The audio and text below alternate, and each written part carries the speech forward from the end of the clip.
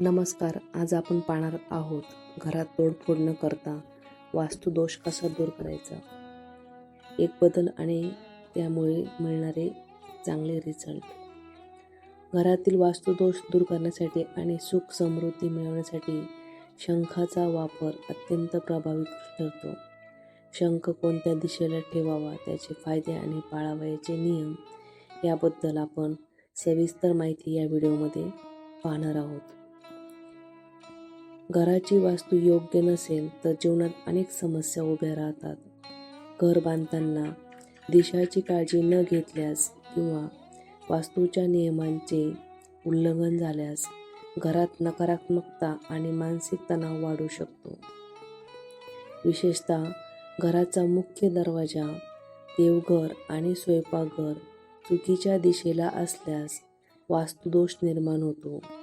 मात्र वास्तुशास्त्रात यावर काही सोपे उपाय आणि प्रभावी उपाय सांगण्यात आले आहे. त्यातील एक उपाय म्हणजे शंखाचा वापर. वास्तुशास्त्रानुसार शंख केवळ धार्मिकरित्या महत्त्वाचा नसून तो घरातील नकारात्मक ऊर्जा दूर करण्याचे उत्तम साधन आहे.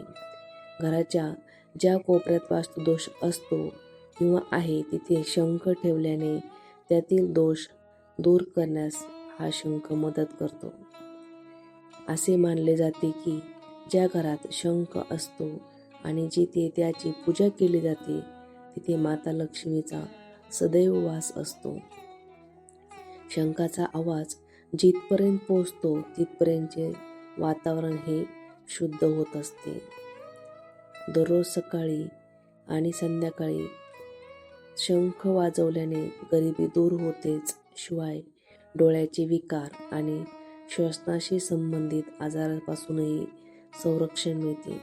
शंखांचे शुभ फळ जोडण्यासाठी शंख हा नेहमी घराच्या ईशान्य कोपऱ्यात म्हणजेच नॉर्थ ईस्ट कोपऱ्यात ठेवावा.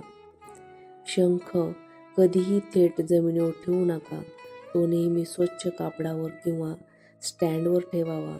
चुकूनही शंखाने शिवलिंगाला जलाभिषेक करू नका.